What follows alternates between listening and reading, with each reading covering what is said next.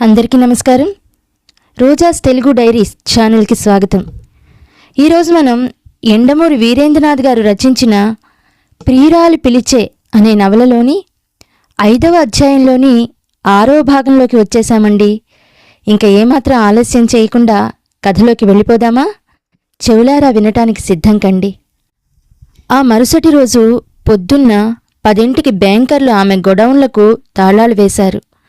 మొత్తం సిబ్బందంతా నిస్సహాయంగా చూస్తూ ఉండగా సరుకున్న గదిలికి తాళాలు వేసి సీల్ చేసి వెళ్ళిపోయారు అంది కళ్యాణి. ఇక ఆ ప్రసక్తి మాట్లాడటం ఇష్టం లేనట్టు మాట మార్చి, ఆ ఢిల్లీ నుంచి వచ్చిన క్యాసెట్ దొరికిందా అని అడిగింది. లేదే, నువ్వే ఎక్కడో పెట్టానన్నావుగా. ఆ పక్కనే పెట్టానండి, ఎవరో తీసి ఉండరే, ఆ బల్ల మీద చూడండి అంది. బల్ల మీద చాలా పుస్తకాలు చిందరవందరగా పడి ఉన్నాయి. అతడు వాటిని అటూ ఇటూ కదిపి చూశాడు. ఎప్పటినుంచో అవి అక్కడ పడి ఉన్నాయి. శ్రీకళ్యాణికి సంబంధించిన పుస్తకాలవి. వాటిని వెతుకుతూ ఉండగా సగం తెరిచి ఉన్న పర్సులోంచి తెరిచి ఉన్న కొండ చిలువ నోట్లో నాలుకలా కనపడింది టికెట్. అదేమిటా అని అతను తీసి చూస్తే అతడికి ఆశ్చర్యాన్ని అనుమానాన్ని రెట్టింపు చేస్తూ కలకత్తా విమానం టికెట్ అది. ఎప్పుడో చాలా రోజుల క్రితం ఓ రోజు విధి పాములా కాటేసి ఆమెని శాశ్వతంగా పక్క మీదకి చేర్చిన ఆ రోజు హోటల్కి ఆమె అతడిని తీసుకెళ్లిన రాత్రి హోటల్లో ఆమె స్పృహ తప్పి పడిపోగానే ఆమెని అలాగే ఆసుపత్రికి తీసుకెళ్లినప్పటి వస్తువులవి ఎవరూ కదపకుండా అలాగే ఉన్నాయి. అదే పర్సులో కలకత్తాకి టికెట్టు. ఇదేమిటి అతడు అడిగాడు.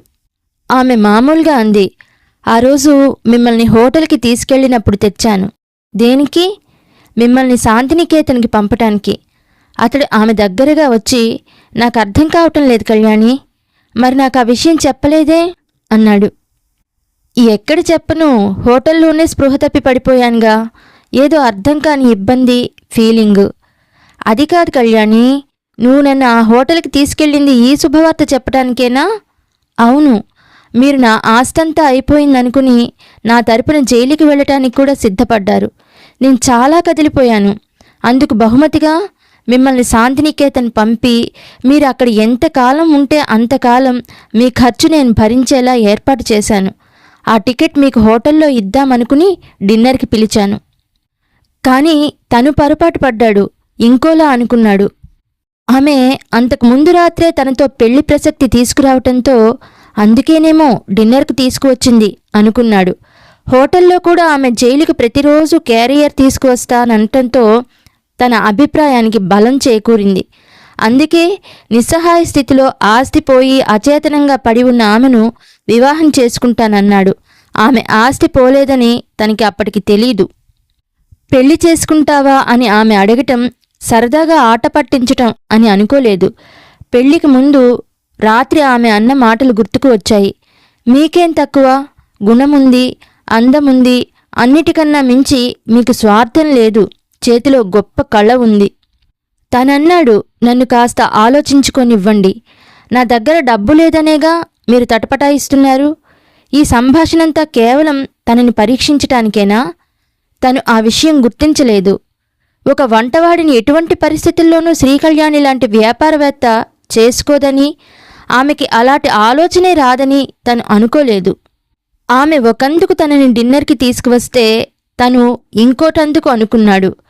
ఇన్ని ఆలోచనలతో కలత చెందిన మనసుతో అతడు భార్య దగ్గరికి వచ్చి కూర్చుంటూ అన్నాడు, నేను తప్పు చేశానా కళ్యాణి?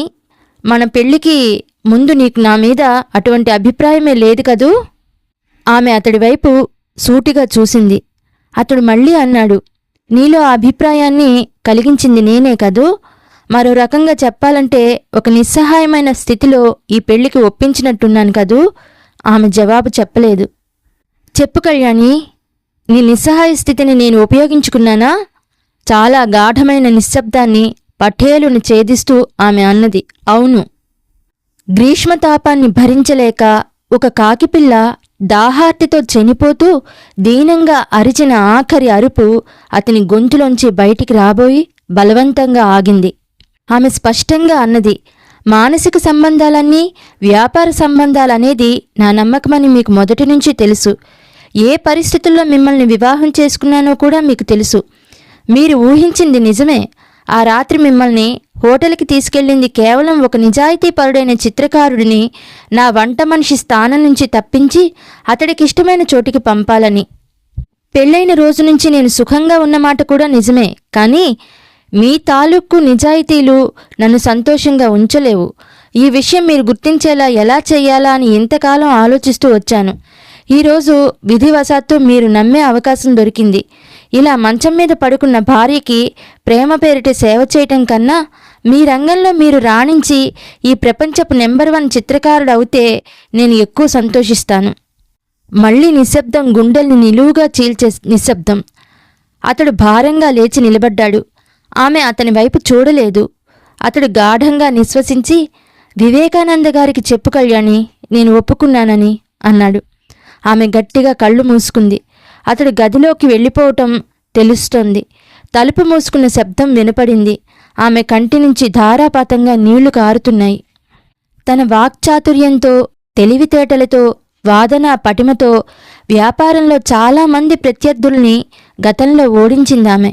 ఇప్పుడు ఆ ఆటతో తనను తాను ఓడించుకోవటంలో కూడా సఫలీకృతురాలైంది. అంత కఠినంగా తానుండకపోతే అతడు తనని వదిలి వెళ్ళడని ఆమెకు తెలుసు. వెళ్ళకపోతే సుఖంగా ఉండలేదని కూడా తెలుసు. బల్లమీద కుర్రవాడి స్ప్రింగ్ బొమ్మ ఊగుతూనే ఉంది. రాత్రి పక్కమీద భర్త కదలికలు గుర్తొస్తూనే ఉన్నాయి. కంటి నుంచి కారే నీటిని తుడుచుకునే ప్రయత్నం ఏమీ చేయకుండా మనసులోనే అనుకుంది, ఇంతకన్నా నా భర్తకి నేనేం చేయగలను? I cannot give him an ejaculation. Let him have at least a mental ejaculation. సంధ్య తలుపు వెనుక మృత్యువులా ఉందని, పొంచుందని, నా జీవిత క్యాన్వాస్ మీద నుంచి అతడి కుంచెని త్రుంచని, తప్పించని. ఇక్కడితో 5వ అధ్యాయంలోని చివరి భాగం కూడా పూర్తయిందండి. ఇప్పుడు మనం 6వ అధ్యాయంలోనికి అడుగు పెడుతున్నాం. మేఘాల్లోంచి విమానం దూసుకుపోతుంటే సీటు వెనక్కి చారపడి కళ్ళు మూసుకున్నాడు కార్తికేయ. విమానం అండమాన్ దీవుల వైపు సాగిపోతోంది. మద్రాసు వచ్చి పోర్ట్ బ్లెయిర్ వెళ్లే విమానం ఎక్కాడు. అతడి బాధ ప్రస్తుతం కాస్త తగ్గింది. దానికి కారణం ఆ తరువాత రోజు జరిగిన సంఘటన. భార్య అతడిని బొమ్మ వేయటానికి ఒప్పించినప్పుడు అతడు బాధపడిన మాట నిజమే. నేను మిమ్మల్ని ప్రేమించటం లేదు అన్నప్పుడు హృదయంలో పర్వతాలు బద్దలైన మాట కూడా నిజమే. కానీ ఆ మరుసటి రోజు పొద్దున జరిగిన మరో సంఘటన మానవ సంబంధాల గురించి అతడి మరో అధ్యాయాన్ని తెరిచి చూపించింది. తెల్లవారుజామున 5ంటికి ఫోన్ వచ్చింది. అటువైపు ఉస్మాన్, ఏమిటి బాయ్ ఇంత పొద్దున్నే చేశావు? కార్తికేయ నిద్రమత్తులోనే అడిగాడు. దీదీని ఆస్పత్రిలో చేర్పించాం. మళ్లీ కడుపు నొప్పి తిరగబెట్టింది అన్నాడు ఉస్మాన్. దీదీ అంటే ఒకప్పటి గది యజమాని భార్య. మైగాడ్, నేనిప్పుడే వస్తాను. అట్నుంచి కాస్త తటపటాయింపు. డాక్టర్ ఆపరేషన్కి 10,000 కావాలన్నాడు బాయ్. చేర్పించి ఎంతకాలమైంది? అర్ధరాత్రి. మరిప్పటి వరకు చెప్పలేదేం? నిష్ఠూరంగా అన్నాడు. చేర్పించగానే నేను మీ ఇంటికి వచ్చాను భాయ్. అంత రాత్రి గోర్ఖా లోపలికి రానివ్వలేదు. అంతస్తు పెంచిన అంతరాన్ని మౌనంగా స్వీకరిస్తూ, నేనొస్తున్నాను ఉస్మాన్ భాయ్ అని ఫోన్ పెట్టేశాడు. అతడు వెళ్లేసరికి ఆ ముసలి యజమాని ఆస్పత్రి వరండాలో దిగులుగా కనపడ్డాడు. అతడి 8 మంది కూతుళ్ళు కొడుకులు బిక్కమొహాలతో ఉన్నారు. 16 ఏళ్ల పెద్ద కూతురు ఏడుస్తూ, భయ్యా అమ్మ బతుకుతుంది కదా అంది రుద్ధ కంఠంతో. కార్తికేయ వెళ్ళి డాక్టర్తో మాట్లాడాడు. అతడెవరో తెలిసాక డాక్టర్ చకచకా ఏర్పాట్లు చేశాడు. ఆమెని థియేటర్లోకి తీసుకెళ్లాక కార్తికేయ ఉస్మాన్తో కలిసి దూరంగా వేప చెట్టు కింద ఉన్న టీ దుకాణం దగ్గరికి నడిచాడు.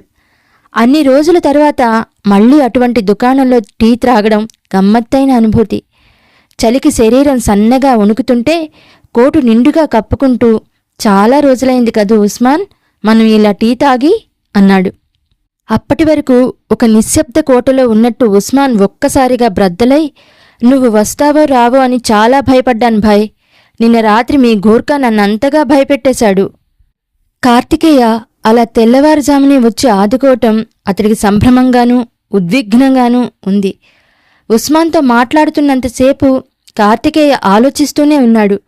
టీ తాగి ఆలస్యం చేయకుండా చేతికందిన తన పెయింటింగ్స్ 3 తీసుకుని గిరిధర్లాల్ చమన్ దగ్గరికి వెళ్ళాడు. గిరిధర్లాల్ చమన్ విలువైన పాత సామాగ్రి, చిత్రాలు, శిల్పాలు కొని అమ్ముతూ ఉంటాడు. అవి చూడటానికి కార్తికేయ అప్పుడప్పుడు వెళ్ళేవాడు. ఆ రకంగా పరిచయం.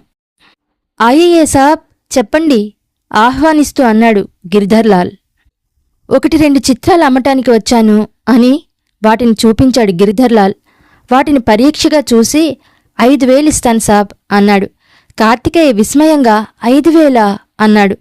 గిరిధర్లాల్ కూడా నిస్పృహగా నవ్వి, ఈ మధ్య కృత్రిమమైన పెయింటింగ్స్ వచ్చాక వీటికి డిమాండ్ తగ్గిపోయింది. 2,000 ధర చెబితే కస్టమర్లు తిరిగి వెళ్ళిపోతున్నారు అన్నాడు. కార్తికేయ ఒకప్పుడు శ్రీకళ్యాణితో జరిగిన సంభాషణ గుర్తుకొచ్చింది. మొత్తం ఆస్తంతా ఇచ్చిన అమ్మనంటం గుర్తుకొచ్చి నవ్వొచ్చింది. అంతలో గిరిధర్లాల్ దృష్టి కార్తికేయ రెండో చేతిలో ఉన్న చిత్రం మీద పడింది. దాన్ని చేతుల్లోకి తీసుకుని చూస్తూ అలాగే ఉండిపోయాడు. అతడి నోటి వెంట అప్రయత్నంగా అద్భుతం అన్న మాట వినిపించింది. అతడు 100% వ్యాపారవేత్త కాదు. తన సంభ్రమాన్ని దాచుకునే ప్రయత్నం ఏమీ చెయ్యలేదు. దీనికైతే 5,000 ఇస్తాను సాబ్ అన్నాడు.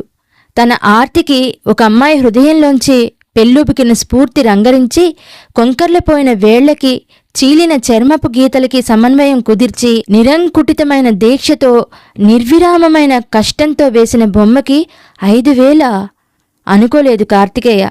ఆ బొమ్మవైపు అభావంగా చూస్తూ, అవి రంగులు కావు గిరిధర్జీ, రక్తంతో కూడా కలిపిన స్వభావసిద్ధమైన నూనె ఎక్కువ కాలం నిలబడకపోవచ్చు అన్నాడు. పర్వాలేదు, దీన్ని నేనమ్మను, ఇంట్లో తగిలిస్తాను. అతని దగ్గర డబ్బు తీసుకుని ఆస్పత్రికొచ్చి చెల్లించాడు కార్తికేయ. వరండాలోంచి నడుస్తుండగా దీదీ భర్త పరిగెత్తుకు వచ్చాడు. ఆ వృద్ధుడి మొహం ఆనందంతో వెలిగిపోతోంది. కార్తికేయ చేతులు పట్టుకుని ఉర్దూలో అన్నాడు, పేగులు మెలికపడి ఉన్నాయట బాబూ, ఈ 4 సంవత్సరాలు బాధకి అదీ కారణమట. ఇప్పుడు సరిచేశారట. ఇక జీవితం మొత్తం మీద శాశ్వతంగా ఆ బాధ ఉండదట అన్నాడు ఉద్వేగంగా. ఇక జీవితం మొత్తం మీద శాశ్వతంగా ఆ బాధ ఉండదట అన్నాడు ఉద్వేగంగా. ఏ కుంచ సృష్టించలేని ఆనంద వర్ణాలు ఆ 8 మంది పిల్లల్లో తాండవిస్తుండగా కార్తికేయ మనసులో అనుకున్నాడు, నీతో కలిసి చిత్రించిన ఆ బొమ్మని అమ్ముతున్నప్పుడు నా మనసులో ఏ మూలనైనా బాధ ఉంటే అది ఈ క్షణం పోయింది. నీ రక్తానికి, నీ శ్రమకి ఇంతకన్నా శాశ్వతత్వం ఎక్కడ లభిస్తుంది అనుజ్ఞ? ఆ కుటుంబపు ఆనందానికి ప్రత్యక్ష సాక్షిగా అతను అలా అనుకుంటున్న సమయంలోనే అతడిలో మరో కొత్త కోణం తెరుచుకుంది. అనుభవమే మనిషి జీవితంలో కొత్త కోణాలని తెరుస్తుంది, కొత్త వెలుగుల్ని ప్రసరింపచేస్తుంది.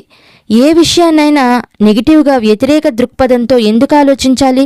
సరిగ్గా ఆలోచిస్తే ఎవరి తప్పు కనపడదు, కేవలం అభిప్రాయాలే కనపడతాయి.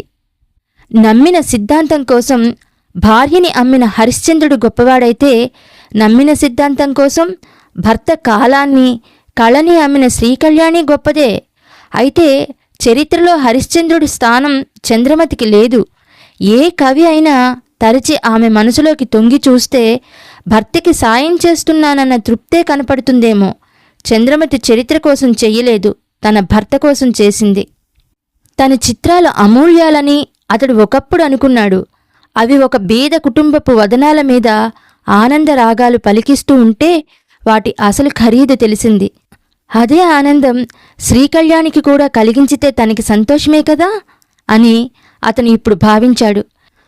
ఇక్కడ ఆమె తన భార్య కదా అన్నది కాదు ప్రశ్న, ఒక వ్యక్తికి సంతోషం కలిగించటం, అది సమాధానం. ఈ రకమైన ఆలోచన కలిగాక అతడిలో ఉదాసీనత పోయింది. దీది అతడికి ఆ రకంగా సాయం చేసింది. బంగాళాఖాతంలో దాదాపు 300 దీవులు, వాటిలో 20 నికోబార్, మిగతావి అండమాన్. ఈ ద్వీపాల మధ్యనున్న సముద్రాన్ని డిగ్రీ కాలువ అంటారు. డిగ్రీ కాలువ గుండా వాళ్ల బోటు దాదాపు 1 గంట ప్రయాణించింది. మాయర్ బందర్ దాటిన తరువాత మరింత దక్షిణానికి తిరిగి చిన్న దీవుల వైపు ప్రయాణించింది. మద్రాసుకి దాదాపు 1000 కిలోమీటర్ల దూరంలో ఉన్న ఈ ద్వీపాల్లో మాయర్ బందర్, నాన్కౌరీ, దక్షిణ అండమాన్లను తీసేస్తే మిగతావి చిన్న చిన్న దీవులు. కొన్ని ద్వీపాల్లో వ్యవసాయం ప్రారంభమైంది. ప్రాచీన నిగ్రిటో సంతతి ఆదిమవాసులు కూడా అక్కడ జనస్రవంతిలో కలిసిపోయారు. అందమైన ఈ దీవుల్లో కొందరు ప్రముఖులు పెద్ద పెద్ద భవంతులు కొన్ని కట్టారు. సెలవు విడుదల్లా వాటిని ఉపయోగిస్తారు. కలప, రబ్బరు చెట్ల మధ్య ఈ దీవులు భవంతుల అందానికి, ఆహ్లాదానికి పుట్టినిళ్ళు. వాళ్ల బోటు దీవి చేరుకుంది. 100 ఎకరాల దీవి అది. మధ్యలో ఒక రాజభవనం లాంటి ఇల్లు ఉంది. చుట్టూ ప్రహరీ గోడ. బొంబాయిలోని పెద్ద వజ్రాల వర్తకుడిదని చెప్పాడు తీసుకొచ్చిన వ్యక్తి. వివేకానందకి దగ్గర స్నేహితుడట ఆ వర్తకుడు. దూరం నుంచి సముద్రపు హోరు, గుర్తు తెలియని వింత పక్షుల స్వరాలు ఈ హోరులో కలిసి వినిపిస్తున్నాయి. అది తప్ప మిగతా అంతా ప్రశాంతంగా ఉంది. వాళ్లు 10 నిమిషాలు నడక సాగించి ఆ భవంతికి చేరుకున్నారు. ఎత్తైన ప్రహరీ గోడ తాలూకు విశాలమైన తలుపు తీసి గూర్ఖా సెల్యూట్ చేశాడు. లోపలికి అడుగు పెట్టగానే కార్తికేయ లాంటి నిర్వేదుడు కూడా అక్కడ అరిస్ట్రోక్రసీని, అందాన్ని చూసి ఒక క్షణం దిగ్భ్రమ చెందాడు. కృత్రిమమైన జలపాతం, రంగురంగుల పూల మొక్కలు, తివాచీలాంటి పచ్చటి గడ్డి, అందమైన ఫౌంటైన్లు, మధ్యలో పావురం లాంటి తెల్లని భవనం. భవనంలోకి ప్రవేశించటానికి పొడవాటి మెట్లు దాదాపు 20 దాకా ఉన్నాయి. తరువాత విశాలమైన వరండా, స్తంభాల పక్కనే అందమైన పాలరాతి విగ్రహాలు. అది వజ్రాల వ్యాపారి వసతి గృహంలా లేదు, వజ్రాలు కరిగించి కట్టిన ఇల్లులా ఉంది. వరండా తరువాత దాదాపు 12 అడుగుల ఎత్తున ముఖద్వారం ఉంది. చక్కటి వెల్వెట్ కర్టెన్ 2గా చీలి లోపలికి ఆహ్వానం పలుకుతోంది. కార్తికేయ లోపలికి అడుగు పెడుతుండగా ఒక మృదు మధుర స్వరం వినిపించింది. Welcome, welcome to the green island. Anujna నిలబడి నవ్వుతోంది. సాయంత్రం అయింది. జలపాతం పక్కనే టెన్నిస్ కోర్ట్ దగ్గర కుర్చీలో కూర్చుని టీ తాగుతున్నారు కార్తికేయ, వివేకానంద. అనూజ్ఞ చేపలు పట్టడం కోసం వెళ్ళింది. ఎలా ఉంది ఇక్కడ? వివేకానంద అడిగాడు. ఇక్కడ అందాన్ని, ఖరీదుని చూస్తుంటే భారతదేశం రోజురోజుకి ఎందుకు బేదదవుతోందో తెలుస్తోంది. వివేకానంద నవ్వాడు. నా స్నేహితుడిది దీవి. 5-6 నెలల పాటు మనకి ఇచ్చాడు. ఇక్కడ ఏ విధమైన గొడవ ఉండదు. ఏ వస్తువు కావాలన్నా పోర్ట్ బ్లెయిర్కి వెళ్ళి తెచ్చుకోవాల్సిందే. నీ సామాన్లు, రంగులు, కుంచెలు అన్నీ తెచ్చుకున్నావుగా? తెచ్చుకున్నాను. నేను రేపొద్దున్నే ఢిల్లీ వెళ్ళిపోతున్నాను. అనూజ్ఞ ఇక్కడే ఉంటుంది. యథాలాపంగా వింటున్న కార్తికేయ చివుక్కున తలెత్తాడు. అప్పటి వరకు అస్పష్టంగా ఉన్న సంశయం ఏదో నెమ్మదిగా రూపుదిద్దుకుంటున్నట్టు అనిపించింది. అనూజ్ఞ అన్నాడు తనలో తనే మాట్లాడుకుంటున్నట్టు. అవును, ఈ 4 నెలలు. వద్దు, వెంటనే చెప్పాడు. ఆమె ఎందుకు నాతో? తనే ఉంటానంది. ఒక రకంగా చెప్పాలంటే ఇదంతా తన ఏర్పాటే. ఎలాగైనా నీతో ఒక మంచి బొమ్మ వేయించటం. మనసులో భావాలు మొహంలో కనపడకుండా జాగ్రత్త పడుతూ, ఉద్దేశ్యం మంచిదే, కాని దానికి నాతో పాటు తను ఈ దీవిలో ఒంటరిగా ఉండటం ఎందుకు? అనవసరం అన్నాడు. ఒంటరిగా ఎందుకుంటుంది? ఇంతమంది నౌకర్లుంటే. నేనేం మాట్లాడుతున్నానో మీకు అర్థమై కూడా కానట్టు చెబుతున్నారు. వివేకానంద జవాబు చెప్పలేదు. అనూజ్ఞకి నాతో బొమ్మ వేయించాలన్న కోరిక ఉన్నట్టు నాకు తెలుసు వివేకానంద గారు. మరణశయ్య మీద ఉన్నప్పుడు నటించినప్పుడు కూడా ఇదే వాగ్దానం తీసుకుంది. కానీ అంతకన్నా ముఖ్య విషయం మీకోటి చెప్పాలి. ఒక తండ్రిగా మీరు తెలుసుకోవలసింది ఒకటుంది. ఏది? నీకు వివాహమైందని, ఇలా పెళ్లి కావలసిన ఆడపిల్లని నీతో ఒంటరిగా వదిలిపెట్టకూడదని. అవును, అందుకే నేను నా భార్య సంతకం చేసినట్టు ఒక పుస్తకాన్ని ఆమెకు బహుమతిగా ఇచ్చాను. అతడి మాటలు పూర్తి కాకుండానే వివేకానంద అడ్డు తగులుతూ అన్నాడు. ఆ సంతకం చేసిన పేజీ నేను చింపేశాను. కార్తికేయ అదిరిపడి ఎందుకు అన్నాడు. మరణానికి చేరువలో ఉన్న నా కూతురికి ఆ విషయం తెలియటం ఇష్టం లేక. సూర్యుడు పూర్తిగా దిగిపోవటంతో అక్కడ చీకట్లు కమ్ముకున్నాయి. ఒక్కసారిగా సముద్రం మీద గాలి దిశ మారింది. చుట్టూ సముద్రమే ఉండటం వల్ల ఆ దీవి మీద ఉన్న అన్నింటినీ తుడిచిపెట్టేయాలన్న కంకణం కట్టుకున్న గాలి ఉద్ధృతంగా వీస్తోంది. ఆ చలి వణికించిందో, వివేకానంద మాటలోని నిజం వణికించిందో తెలియదు కానీ అతడు నిలువెల్లా కంపిస్తున్నాడు. ఆమె చెప్తే నమ్మేవాడు కాదు, కానీ తండ్రి చెప్తున్నాడు. అసలు ఆ విషయం వినగానే అతడి మెదడు ఇక ఆలోచించే శక్తి కోల్పోయింది. విచక్షణారహితమైన స్థితిలో అతనుండగా వివేకానంద చెప్పటం కొనసాగించాడు. అనూజ్ఞకి హార్కిన్స్ డిసీజ్. ఏ బాధ లేకుండా మన నుంచి వెళ్ళిపోతుంది. అంతవరకు అదృష్టవంతురాలు. నీకు అనిపించవచ్చు ఇలాంటి వార్త విని కూడా నేను మామూలుగా ఎలా ఉండగలుగుతున్నానని. అవును, ఉంటున్నాను. కారణం, ఈ విషయం నా కూతురికి తెలియటం ఇష్టం లేక. మరణం తప్పనప్పుడు ఆమెకి దాన్ని ముందే చెప్పి మనసుని కూడా చంపటం దేనికి? ఆ వ్యాధికి మందు కూడా లేదట. ప్రశాంతంగా ఉండటం కోసం ఈ దీవికి తీసుకొచ్చాను. తీసుకువచ్చే ముందు నాకు తెలిసింది ఆ అమ్మాయి నీ ప్రేమలో ఉందని. ముందు నీ మీద విపరీతమైన కోపం వచ్చింది, కాని వివరాలు తరువాత తెలిసాయి. ఇక నీ విషయాలు ఆమెకి చెప్పలేదు. అలా కూడా తనని బాధ పెట్టడం ఇష్టం లేకపోయింది. నువ్వు బొమ్మ వేస్తావో వెయ్యవో నీ ఇష్టం. నాకు కావలసిందల్లా నా కూతురు మరణించే వరకు నువ్వు ఇక్కడ ఉండటం, ఆమెని సంతోషంగా ఉంచటం. అలా ఉంచటం కోసం నీ భార్య ప్రసక్తి ఆమె దగ్గర తేకపోవటం అంటూ వెనక్కి తిరిగి చెప్పు అనబోయి ఆగిపోయాడు. కార్తికేయ అక్కడ లేడు.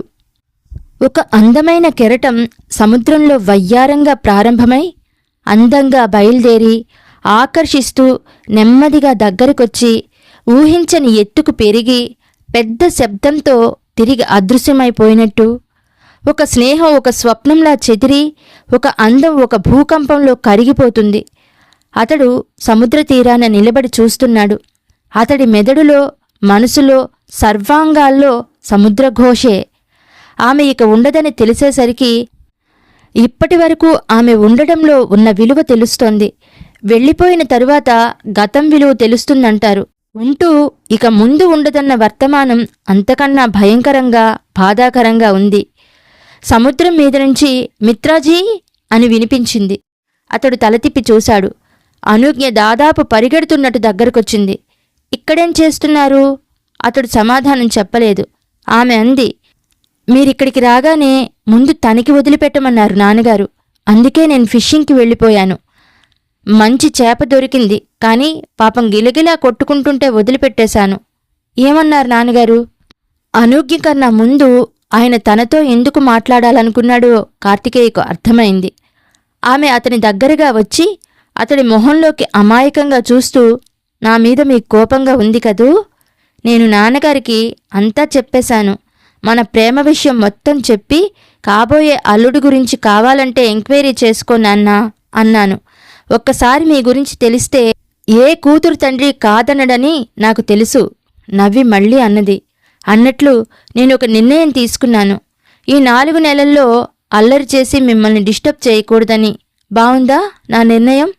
ఎంత వద్దనుకున్నా నన్ను డిస్టర్బ్ చేస్తూనే ఉంటావు అనుజ్ఞ. అంతేనంటారా? అవునులేండి, మన రక్తంలోనే ఉందది. అన్నట్టు రక్తం అంటే గుర్తొచ్చింది. మొన్న నాన్నగారితో కలిసి ఆయన పరీక్షల కోసం ఆసుపత్రికి వెళ్ళాను. అక్కడో డాక్టర్ తగిలాడు. పేరేంటో తెలుసా? పీటీ లాల్. జబ్ ప్యార్ కిసీనే హోతా హై చూశారా? అందులో రాజేంద్రనాథ్ పేరు అదే, పప్పట్లాల్. ఈ డాక్టర్ కూడా అలాంటివాడే. నాకు పరీక్షలు చేస్తానన్నాడు. చేశాడు. చేసి అతడు వినటానికి ఇష్టం లేనట్టే ఆ పుస్తకం ఏమిటి అంటూ ప్రసక్తి మార్చాడు. ఆమె తన చేతిలోని పుస్తకం వంక చూసుకుని, మీరు పంపిందే అన్నట్టు నేను పంపిన వీడియో క్యాసెట్ అందిందా అని అడిగింది. అతడు దానికి సమాధానం చెప్పకుండా చప్పున ఆమె చేతిలో పుస్తకం తీసుకుని మొదటి పేజీ తిప్పాడు. అతడు సంతకం చేసిన కాగితం చింపబడింది. అతడి ఆతృతని ఆమె మరోలా అర్థం చేసుకుని, మీరు చదివారా ఈ పుస్తకాన్ని అని అడిగింది. లేదు, నువ్వెప్పుడో మాటల సందర్భంలో గీతాంజలి ప్రసక్తి తీసుకొస్తే నేను పుస్తకాల షాపుకి వెళ్ళినప్పుడు ఇది కనపడింది, తీసుకొచ్చాను. అయ్యో, నేను చెప్పింది ఈ గీతాంజలి కాదు, రవీంద్రుని గీతాంజలి. అఫ్కోర్స్ ఇది ఇంకా బావుందనుకోండి. అసలు మణిరత్నం ఈ గీతాంజలి వల్లే ఆ పేరుకు ప్రేరణ పొందాడేమో అనిపిస్తుంది. దీని వెనుక కథ తెలుసా మీకు? అదే ఈ గీతాంజలి అనే అమ్మాయి కథ. తెలీదు ఏమిటి? కలకత్తా టీ తోటల యజమాని కోటీశ్వరుడు అయిన గార్డెన్ ఫ్యాక్స్కి ఓ రోజు బాంబే సముద్ర తీరంలో ఇసుకలో ఒక కాగితం కాలికి తగిలిందట. ఇలిస్ట్రేటెడ్ వీక్లీలో ప్రచురితమైన గేయం అది. అది చదివి అతడు ప్రభావితుడై ఆ వార్తాపత్రికా సంపాదకుడు ప్రతీష్ నందకీకి కబురు చేశాడట. అంతకుముందు చాలా రోజుల క్రితం ప్రతీష్ నంది దగ్గరికి ఒక ఆవిడ ఆ గేయం తీసుకువచ్చి ప్రచురించమని కోరిందట. ఆ గేయం అద్భుతంగా ఉండటంతో అది ఎవరు రాశారు అని అడుగ్గా 16 ఏళ్ల వయసులో చనిపోయిన తన కూతురు వ్రాసిందని చెప్పిందట. తరువాత ఆమె ఇంట్లో వెతికితే తలదిండు గలీబుల్లో, పుస్తకాల మడతల్లో, సోఫా సీట్ల వెనుక చిన్న చిన్న కాగితాల మీద వ్రాసిన చాలా గేయాలు దొరికాయట. అదే ఈ పుస్తకం. ఆ అమ్మాయి పేరు గీతాంజలి. తను చనిపోతున్నట్టు ఆ అమ్మాయికే తెలుసు, తల్లికి తెలీదు. దిగులు పంచుకునేవారెవ్వరూ లేక బాధ భరించలేనప్పుడు ఇలా ఒంటరిగా నిశ్శబ్దపు అర్ధరాత్రుల్లో గేయాలు రాసి దాచుకునేదన్నమాట. అనూజ్ఞ తిరిగి చెప్పటం ప్రారంభించింది. ఒక అమ్మాయి, ఒక చిన్న అమ్మాయి, జీవితం పట్ల ఎంతో ప్రేమ ఉన్న అమ్మాయి, తన నుంచి జీవితం దూరంగా వెళ్ళిపోతుంటే చూస్తూ ఉండిపోయిన 16 ఏళ్ల అమ్మాయి. దేవుడెవరైనా కాని, మనం ఏదైనా కాని, బాధ మాత్రం ప్రపంచంలో అందరిది ఒకటే అని చిన్న చిన్న పదాల్లో మనకు చెబుతుంది ఈ గీతాంజలి అన్న పుస్తకం ద్వారా. కార్తికేయ ఆమె వైపు చూస్తున్నాడు. తన మనస్సులో సంఘర్షణని, మానసిక సంచలనాన్ని అణుచుకోవటానికి అతను చాలా కష్టపడవలసి వచ్చింది. అనూక్య అంది, మీరు బొమ్మ వేస్తున్నంతకాలం నేనేం చేయను? అందుకని ఈ లోపల నేను ఈ గేయాల్ని తెలుగులోకి తర్జుమా చేస్తాను. తెలుగులో కూడా దీనికో సార్థకత సమకూరుస్తాను అని చేతిలో కాగితం తనకిస్తూ మచ్చుకి ఒకటి అనువదించాను. ఎలా ఉందో చూడండి అంది. తన చేతుల కంపనం ఆమెకి తెలియకుండా జాగ్రత్త పడుతూ అతను ఆ కాగితాన్ని తీసుకుని చదివాడు. నిద్ర, ఓ నిద్ర, మనిద్దరం ఎప్పుడు కలుసుకున్నాం? నువ్వు నేను మరీ ఎంత అపరిచితులమైపోయాం. ఒకప్పుడు నువ్వు నాకెంత మంచి స్నేహితురాలివి. చీకటి పడగానే చెయ్యి పట్టుకుని తీసుకెళ్లేదానివి. దూరపు కొండల నిశ్శబ్దంలో నీ రాజ్యంలో నేను కలల సౌధం నిర్మించేదాన్ని. ఉదయం కాగానే తిరిగి తీసుకొచ్చేదానివి. మరిప్పుడో? ఇప్పుడు కలలు లేవు, జ్ఞాపకాలే. గుడ్ నైట్ చెప్పి నుదుటి మీద ముద్దు పెట్టుకుని అమ్మ వెళ్ళిపోయాక నిశ్శబ్దంగా నీకోసం చీకట్లోకి నిరీక్షిస్తూ ఉంటాను. ఎప్పుడో అతి తొందరలో నీ పాత స్నేహితురాల్ని కలుసుకోవటం కోసం ఒకే ఒకసారి నువ్వొస్తావని తెలుసు. అప్పుడిక కలలుండవు, అంతా నిద్రే. చదవటం పూర్తి చేయగానే అతడు దుఃఖం ఆపుకోలేకపోయాడు. అయితే అతడి దుఃఖానికి ఆమె మరోలా అర్థం చేసుకుంది. మీరు మరీ ఇంత సెన్సిటివ్ అయితే ఎలా అంది. అతడు తేరుకున్నాడు. ఈ గేయాలకు మళ్ళీ నీకు నేను శాశ్వతం కలిగిస్తాను. పైకి అనలేదు, మనసులో అనుకున్నాడు. మామూలు స్కెచ్ రఫ్గా వేయటానికి అతడికి 1 వారం రోజులు పట్టింది. ముందొకటి వేశాడు, చింపేశాడు. మరొకటి వేశాడు, చెరిపేశాడు. కార్తికేయ పని ప్రారంభించిన రోజే వివేకానంద వెళ్ళిపోయాడు. 10 రోజుల తరువాత అతడు ఢిల్లీ నుంచి తిరిగి వచ్చేసరికి కార్తికేయ ఇంకా ఆ స్థితిలోనే ఉన్నాడు. ఏమిటి, 10 రోజుల్లో ఈ పనేనా జరిగింది? విస్మయంగా అడిగాడు వివేకానంద. కార్తికేయ విషాదంగా నవ్వాడు. ఒక్క గీత కూడా గీయలేకపోతున్నాను. అనూజ్ఞ ఎదురుగా నిలబడితే ఆమె వెనుకనున్న వాస్తవమే రాక్షసులా కనపడుతోంది. నేను కూడా అక్కడ ఏ పని చేయలేదు. మొత్తం డాక్టర్లందర్నీ కలుసుకున్నాను. కొన్ని థెరపీలున్నాయట, కాని కేవలం కొన్ని నెలల పాటు మాత్రమే జీవితకాలాన్ని ఎక్కువ చేస్తాయట. మనిషిని మాత్రం చాలా హింసకు గురిచేస్తాయట. కొద్ది నెలల పాటు బ్రతుకు పొడిగించటం కోసం ఆమెకు అంతా చెప్పేసి ఆ తరువాత ఆ శరీరాన్ని బాధలకు గురిచేయాలా, లేకపోతే ఇలాగే ప్రశాంతంగా మరణించనివ్వాలా? నేనెటూ తేల్చుకోలేకపోతున్నాను. అనూజ్ఞలో మాత్రం ఏ మార్పు లేదు. ఆ వ్యాధి తత్వమే అదట. చివరి వరకు ఏమీ తెలీదు. ఇద్దరూ ముందు హాల్లో కూర్చుని ఉన్నారు. అప్పుడు సమయం 12 గంటలయింది. మీరు నన్ను క్షమించండి, నా పరిస్థితి నాకే సిగ్గుగా ఉంది, కార్తికేయ నొచ్చుకుంటున్నట్టన్నాడు. అనూజ్ఞని నేనింతగా అభిమానిస్తున్నానని నాకు తెలీదు. అలాంటి అనూజ్ఞ ఇక ఉండబోదంటే నా చేతులు సహకరించటం మానేశాయి. కాని ఎలాగైనా సరే ఆ చిత్రం పూర్తి చేసి తీరుతాను. ఎంత సమయమన్నా తీసుకో. చివరి రోజుల్లో నా కూతుర్ని ఆనందంగా ఉంచాలన్న కోరికతో నిన్ను రప్పించాను తప్ప నాకా చిత్రం మీద ఏ ఉత్సాహమూ లేదు. అప్పుడు తలుపు దగ్గర చప్పుడైంది. అనూజ్ఞ అక్కడ నిలబడి ఉంది. ఆ సంభాషణ అంతా విన్నట్లు ఆమె మొహం పాలిపోయింది. రక్తం ఇంకిపోయి తెల్లగా మారింది. దుఃఖాన్ని, ఆందోళనని నొక్కిపెట్టడానికి విఫలయత్నం చేస్తున్నట్టు ఆమె పెదవులు వణుకుతున్నాయి. ఇద్దరూ ఆమెను చూసి అప్రయత్నంగా కుర్చీల్లోంచి లేచి నిలబడ్డారు. వివేకానంద 2 అడుగులు ముందుకు వేసి అనుజ్ఞ అన్నాడు. అంతా విన్నా నాన్నా. లేదమ్మా, ఏమీ జరగలేదు, కేవలం అనుమానంగా చెప్పారు అంతే. ఆస్పత్రిలో, దేశంలోకెల్లా పెద్ద ఆస్పత్రి నాన్నా అది. అక్కడ అబద్ధం చెప్తారని నువ్వు ఆత్మవంచన చేసుకుని నీ కూతుర్ని నమ్మించబోనటం అనవసరం. అనుజ్ఞ, ఒక మనిషికి మరణం దగ్గరైందని తెలిసినప్పుడు ఆ విషయాన్ని ఆ మనిషికి చెప్తే మిగిలిన కొద్ది కాలాన్ని ఎలా గడపాలా అని నిర్ణయించుకునే హక్కు ఆ మనిషికి ఉంటుంది నాన్న. ఆ మరణించేది ఎంత నీ కూతురైనా ఆమె తన జీవితపు చివరి క్షణాలు ఎలా గడపాలి అని నిర్ణయించే హక్కు నీకు లేదు. చిన్న పిల్లాడిలా ఏడ్చేయటానికి వివేకానంద ఒక మెట్టు దగ్గరగా ఉన్నాడు. అలా అనకమ్మా, నువ్వేం చెప్తే అది చేస్తాను. నువ్వేం కావాలని అంటే అది తీసుకువస్తాను. అబద్ధం కాదుగా నాన్నా. వివేకానంద కదిలిపోయి కూతుర్ని చప్పున దగ్గరకు లాక్కుని, మరణానికి 3 నెలల దూరంలో ఉన్న కూతురుతో ఏ తండ్రి అబద్ధం చెబుతాడమ్మా అన్నాడు. తండ్రి భుజం మీద తల ఆంచి ఉన్న అనుజ్ఞ మొహం కొద్దిగా పైకెత్తి వెనుక్కున్న కార్తికేయను చూసి కన్ను కొట్టింది. దూరంగా నిలబడి వాళ్ళిద్దరినీ ప్రేక్షకుడిలా చూస్తున్న కార్తికేయకి అది సరిగ్గా కనపడలేదు. నాన్న, మెలోడ్రామాటిక్గా ఉంది. నాకు ముత్తైదువుగా చనిపోవాలని ఉంది నాన్న.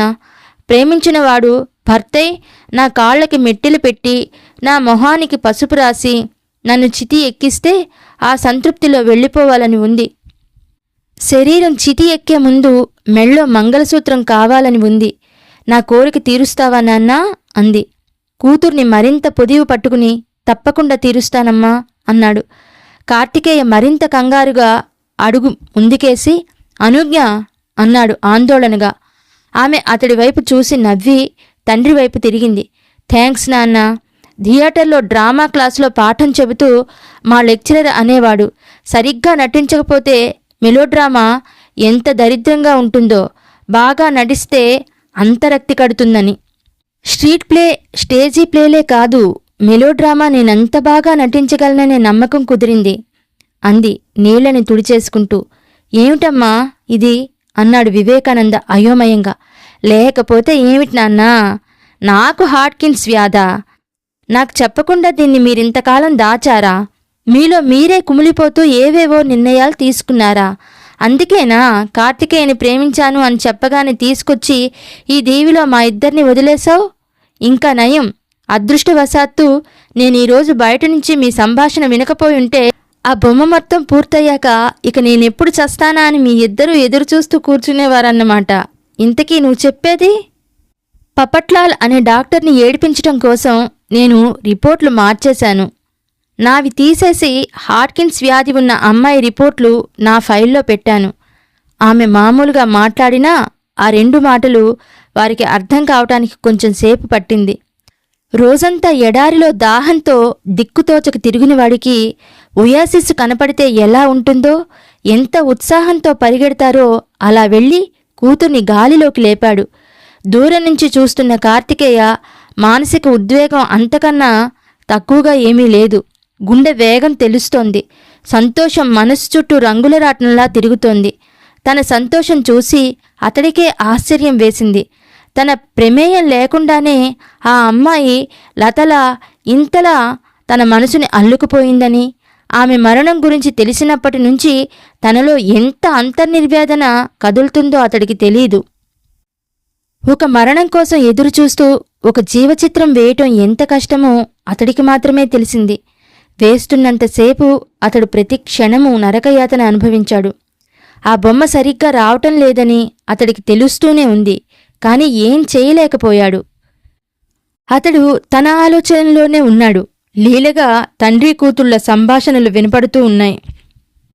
సర్దుకోమ్మా, సామాన్లు సర్దుకో, ఇంకో 4 గంటల్లో పోర్ట్ బ్లేర్ నుంచి విమానం ఉంది, వెళదాం.